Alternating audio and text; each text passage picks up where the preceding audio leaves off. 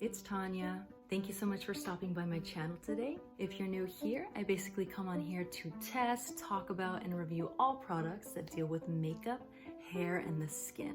If you're not new here, thank you so much for coming back. I really appreciate you guys sticking with me. I'm really excited to put out more videos, so stay tuned for those. If you haven't already seen the title of this video, I'm going to be testing out the E.L.F. Camo Powder Foundation. I picked this up a few weeks ago and haven't really done a full face look with it, so I'm going to be doing that in this video. If you guys are interested in seeing how this foundation wears, the coverage that it creates, and whether it might be a good fit for you, then please keep on watching.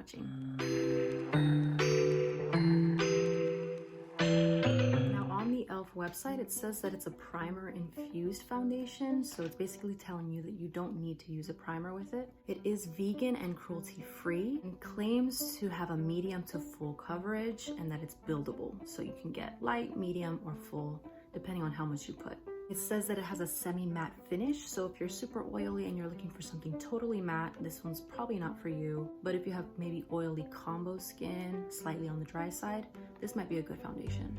It says that it's crease resistant. It retails for around $11 if you look online, and it has 30 shades in total to choose from. It has pretty good reviews online. It has 4.3 stars. I have mixed feelings about it, but I want to show you guys how it wears, how it applies, and we'll go ahead and give it another go. So let's get into it. This is what the foundation packaging looks like. It just comes in like a compact case. Ooh, look, there's my phone. On one side of my face, I'm gonna use two brushes, and then on the other side of my face, I'm gonna use the little sponge that's in the compact so you guys can see how that applies the foundation and whether it's just as good or worse. So I'm just gonna dip into this foundation, do a couple swipes over, and just show you guys how it applies. Now it says that you have to be gentle, very lightly kind of just gliding the sponge over my skin.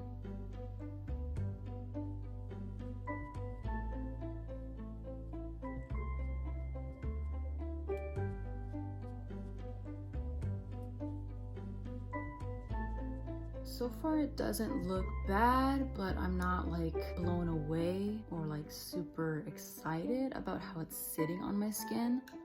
I don't shave like my little baby hairs here, the little peach fuzz, so it's kind of sitting there and it kind of emphasizes that a little bit, which I don't really like.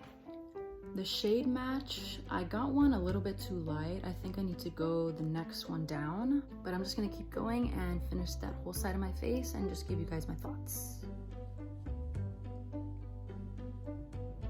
I feel like a ghost. Oh my god, this is so pale. It looks so much more yellow in the compact, but it's like coming out super white. I mean, coverage is pretty good. You guys can obviously see the difference between the other side of my face. Pretty crazy. Hopefully I don't look like too much of a ghost going to work today, so we'll see. And I think the claims are true. This is definitely like a full coverage foundation if you apply more and more. I have freckles and some dark spots, so it's a little bit hard to cover that up with such a light foundation. But so far this is how it looks. I'm just gonna get a little bit closer so you guys can see. And let me show you.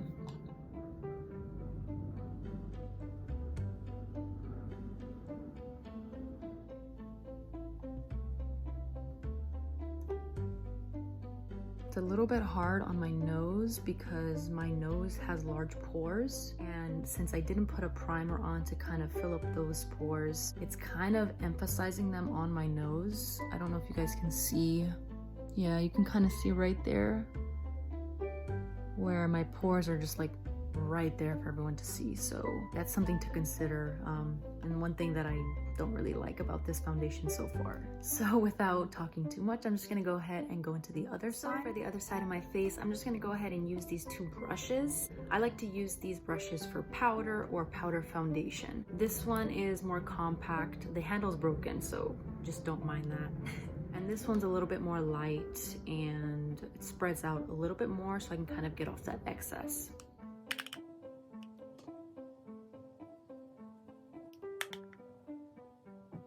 personally just like using brushes over the compact sponges because those things are usually just there to be there. Like, they don't necessarily make the product go on any better or worse.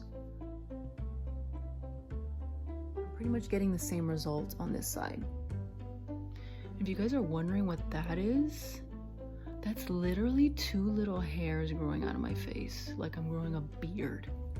We're just like buddies, just hanging out.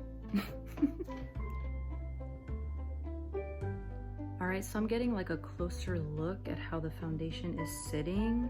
It definitely looks better with the brush. I don't know if you guys can see when I get up a little bit closer here. If you can see the way that it's sitting a little bit dry there on my skin. But on this side, it looks really good. I don't see a lot, and definitely not as much as this side. And the pores here, you can kind of see how that sat. But on the other side, you don't really see them poking out. But this is basically what the foundation looks like. And I'm just gonna get a little bit closer so you guys can see.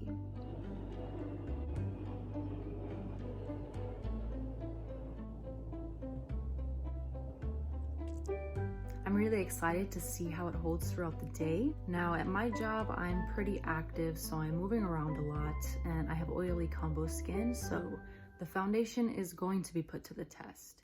Alright guys, so this is the foundation at the end of the night. I'm not super happy with it. It did not hold super well.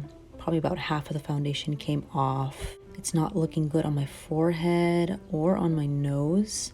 And it pretty much came off entirely on my chin area. So I'm gonna give it 3 stars. Now I'm gonna go ahead and go off camera, finish up the rest of my makeup, and I will be right back. Alright guys, I am back. I just went ahead and finished up the rest of my makeup, and this is how it looks. So my products blended on pretty well, and it looked pretty good for the first few hours, but just did not hold up for the rest of the night. So I'm not hating it. I wasn't really liking how it looked in the beginning when I was applying it with the sponge. I still want to try for the shade up because this one is still a little bit light for me. I had to blend it all the way down my neck just so it doesn't look too white. For my contour and my blush and highlighter, I went in with the Maybelline Master Contour Kit. I picked this up like years ago, so I don't even know if they still sell this, but I really like this. It has a good shade for contouring. It's like slightly red undertone, and I really like the blush, and the highlighter is good too. It's not super pigmented, but it's just enough so you guys can kind of see. Kind of gives off like this almost sheen type of highlight.